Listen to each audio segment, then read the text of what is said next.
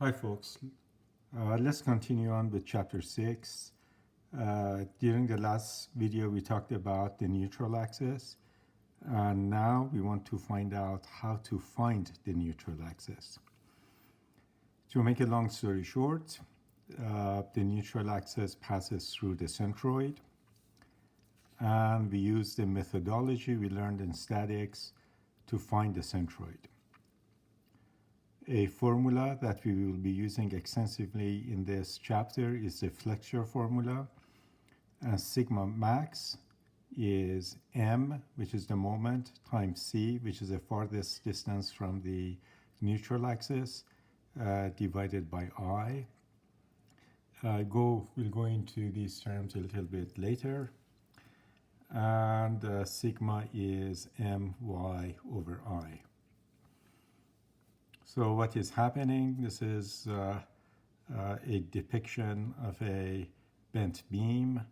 As you can see, my drawing skills still leave much to be desired, but I am improving, and I'm hoping that by the time the next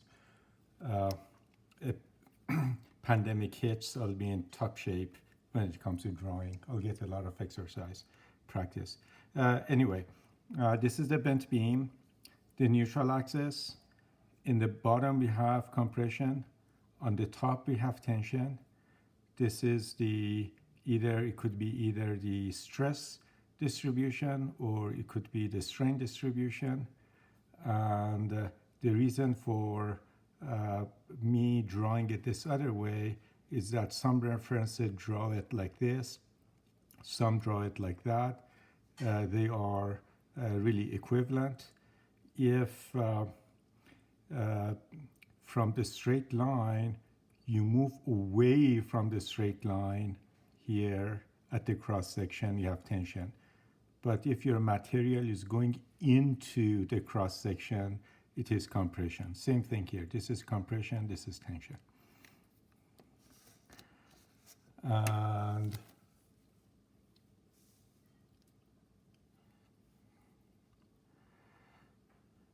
again, for the beam, we have the neutral axis. C is the farthest distance from the neutral axis. So this is the surface of the material, and this is C. Y is just depicts a direction, and this is a stress distribution, and sigma max occurs at the surface. So sigma max is the normal stress that occurs at a point on the cross section farthest away from the neutral axis. M is the internal moment about the neutral axis. I is the area of moment of inertia about the neutral axis. As you can recall, the formulas for different cross sections are included in the appendix of your book. And C is the farthest distance away from the neutral axis. One thing to note is that as I decreases, sigma increases. And as I increases, sigma decreases. Let me give you an example. An I-beam has a lot of area away from the neutral axis. If this is an I-beam, the neutral axis, a lot of the area is away from the neutral axis. Here, compared to a rectangular cross-section, we have increased I, because the distribution of mass about the neutral axis has changed, and it has widened. So this greatly increases I and lowers sigma max. And that is why I-beam cross-sections are used in construction, because you're going to have much lower sigma max. If you use a rectangular cross-section, it will be much heavier. Let me give you an example. Here we have a beam, and every time I put these lines here, followed by another picture, that means that this is the cross section for this beam. This is the beam, and this is the cross section for this beam. So obviously we have a rectangular cross section. And here I've given you some dimensions. 0.8 inches is the width. And the C, the distance from neutral axis to the top, is 1.25. That means that this whole H here is going to be 2.5. This is an A36 steel, and we want to find the moment that causes yielding. How do we do that?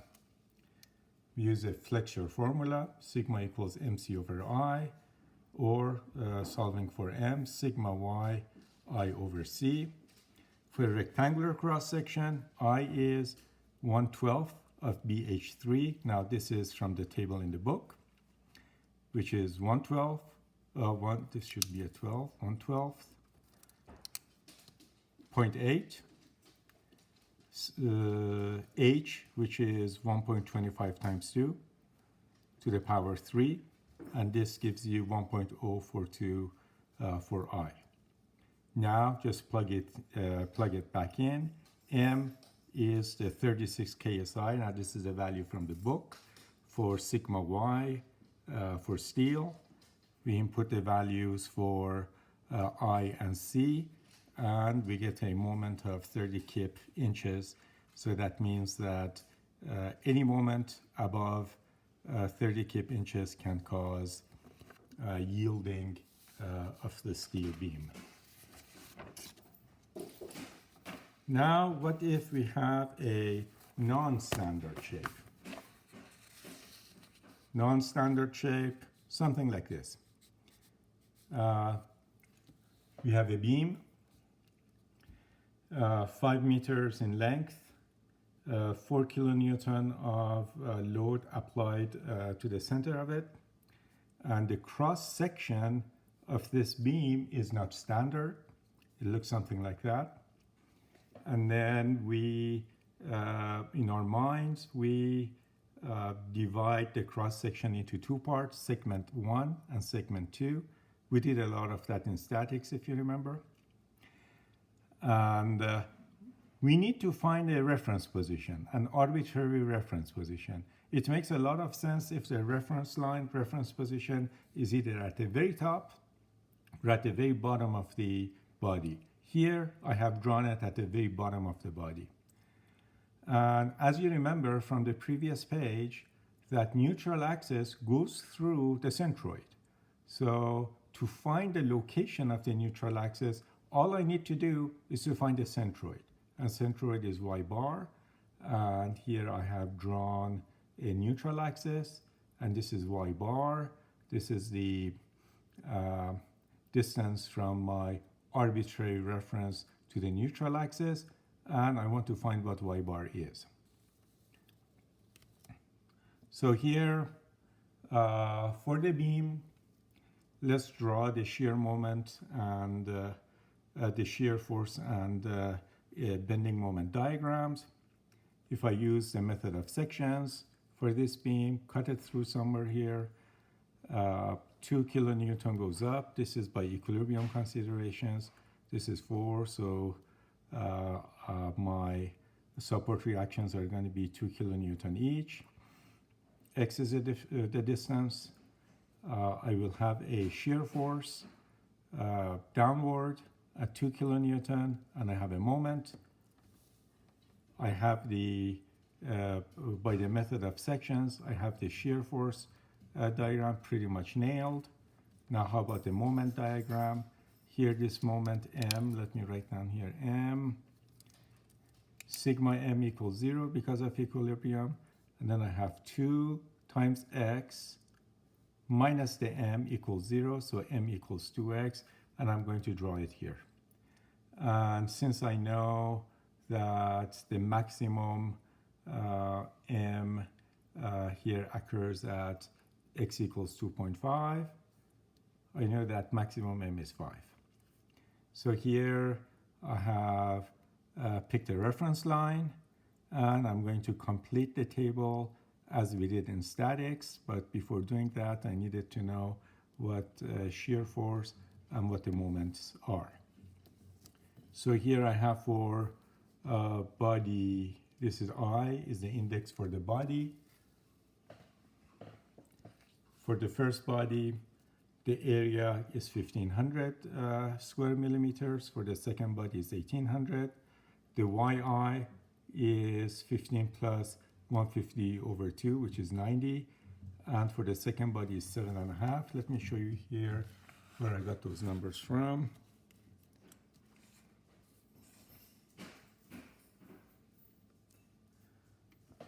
Some more dimensions that weren't given to you until now. Body 1 has an H of 150. And actually, let's spend some time on this just for you to get properly oriented to what we are doing. For body one, I have an H, and I also have a B, and this is the neutral axis for body 1 that goes through this point. And since this is 150 millimeters, I have 75 millimeters to the top and 75 millimeters to body 2. Now look at body 2. This is 15 millimeters. Neutral axis for body 2 goes through the middle of it, which is 7.5 millimeters from the bottom. And then the neutral axis for the entire thing goes through someplace here. And I have calculated what that is right here. So 1500 is this area, 1800 is this area, yi is 15 plus 75. This is the centroid of body 1. Again, from this datum, we have 15 plus 75. The y for the y bar for, let me put a bar here also. The y bar for the second body is halfway through 15, which is right here at 7.5. And I multiply yi by ai. From statics, we know that the centroid is sigma yi ai over sigma ai. Plug in the numbers, and I get 45 millimeters. So that means that the neutral axis for the entire body is 45 millimeters on top of this datum. So if I go up here 45 millimeters, I get to the neutral axis. Now, what is C? You see, C is the farthest distance from the neutral axis. So this end is 45 millimeters. This end here is 150 plus the 15 minus the 45. So this length is 120 millimeters, and that's my C. So this here is the farthest distance from the neutral axis, and the value of C, the value of the distance to the neutral axis is 102 millimeters. We are going to use these numbers into the following calculation. Again, we have two segments, 1 and 2. But we have different neutral axes. You see, body 1 and body 2, their neutral axes do not coincide. We have two neutral axes, so we have to use the parallel axis theorem. And this is, there's a good description of it in Appendix A, but I do not recommend that you read Appendix A at length. It's much better for you to spend your time on other things. But what you need to do, what you need to know is just this equation here. And that is that the I about the neutral axis is the I for each of the bodies plus AI di squared. And di is the distance between the neutral axis to the bodies, to each segment neutral axis. Let me see if I had a picture of it here or not. um, for example, here, this is, yes, I do have it. This is the neutral axis. This is the neutral axis for body 1 is right there. And D1 is going to be this length, the distance between my neutral axis and the neutral axis for body 1. Why is it 45? Because this is 75, this is 15, and this is 45. So if you go 75 plus 15 minus 45, you get this 45 here. Now what is D2? D2 is the distance between the neutral axis and the neutral axis for body 2. And that is going to be 37 and a half. Go figure it out on your own why that is the case, but well, this is 45 plus yeah, this is 45 minus 7.5, which gives you 37.5. So these are the D's. So now, using the very same problem and the same numbers, the I for body 1 is 1/12 of BH3, and those are the dimensions that are given. For body 2, again, 1/12 of BH3, and then 1/12 of, let me write it down here, 1/12 of BH3, and this is I, and this is provided to you in the back of your book. AI from before, DI, I just showed you what they were, and then II plus AI DI squared. This is II plus AI times DI squared. This is what you get. You add them together, you get 8 million plus. And now, after we did all of this, sigma max is M. I guess it is now M max, right? What was M max? M max was 5.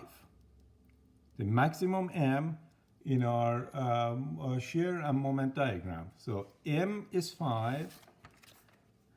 C, what was C? Well, C was 120. And what is I? Well, I just calculated I. So sigma max is 71.3 megapascal, and it is compressive. And I have a diagram here showing what's going on. So this is my body with an irregular cross section. This is the neutral axis for the body. This is the stress profile. You see, this line here for the profile goes through the neutral axis. Below it, I have tension. Above it, I have compression. And sigma max is 71.3 megapascal.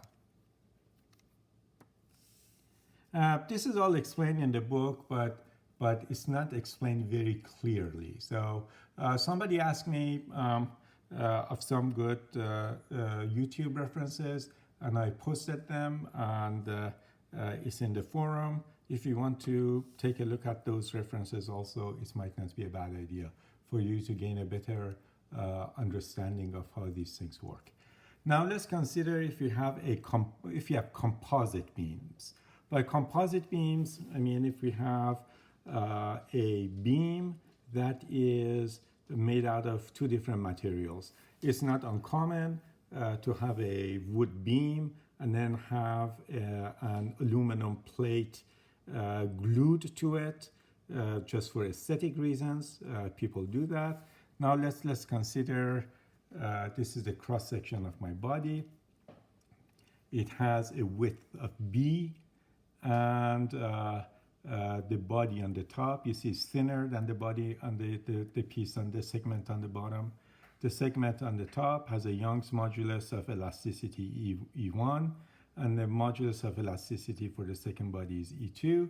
So now, in order to analyze this cross-section, we need to transform one of the bodies into the other body. For example, what I have done here is that I have kept E1 here the way it was, the body on the top, but I have made the body on the bottom wider such that now it has the same modulus of elasticity as the body on the top.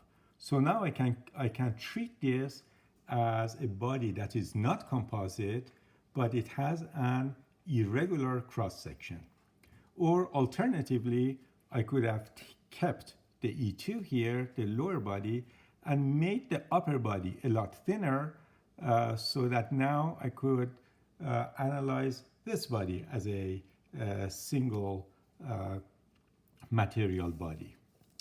Now the question is how much wider the replaced material should be.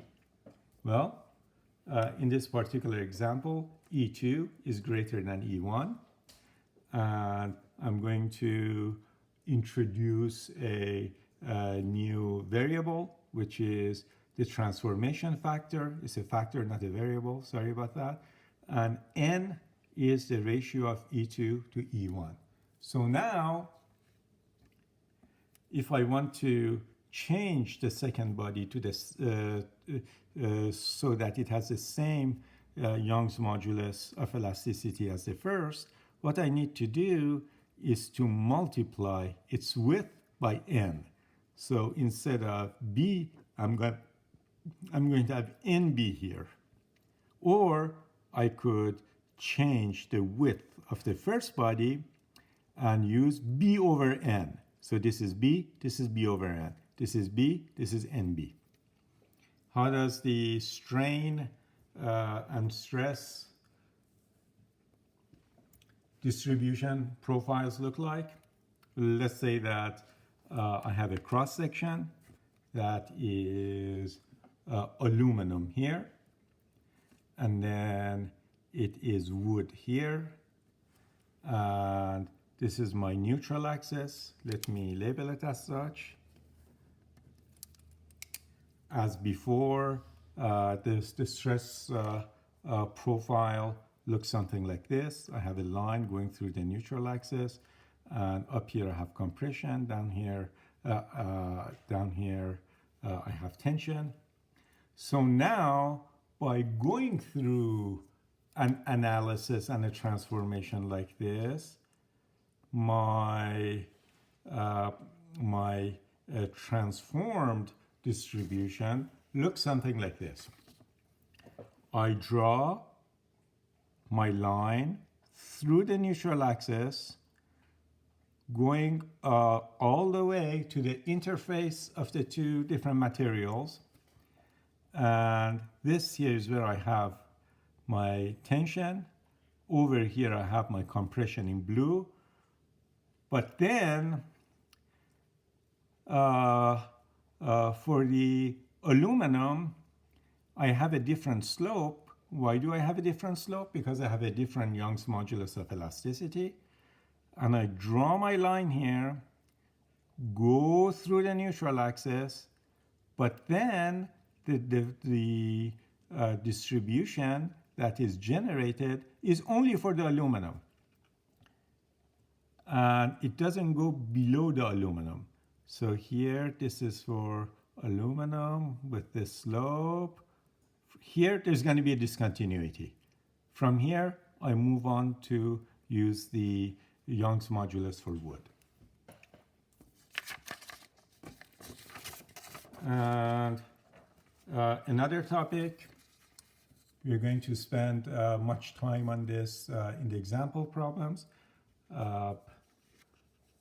From statics, you know that dVdx, which is the slope of the shear diagram, is equals to the minus Wx, and W is the distributed load intensity. And dmdx is slope of the moment diagram, and V is the shear force at a given point. And let's go over table 6.1 on page 283. Page 283, table 6.1. You do not need to memorize what goes on here, but what you do need to know is to be very comfortable with how the diagrams change as a result of an added moment or an added load. And some of the deductions that I had is that W is positive when it acts downward. W is if W is uniform, Wx is linear, Mx is, well, let me show that to you. This is kind of like a I didn't rewrite this, so it's kind of messy, but it's easier for you to see it rather than me reading it to you. So if W of x is uniform, the shear force is linear, and Mx is quadratic. It is parabolic. If W is linear instead of uniform, if it is linear, then V is quadratic, and M is of degree 3. And if Wx is 0, V is uniform, and M is linear. And as I'm sure you know, dm dx is 0 when you have a maximum or a minimum moment, or when V changes sign. That means it is 0. So when V crosses your 0 line, this is when your dm dx is 0. The next video will be one of the exercises in the book. Thank you.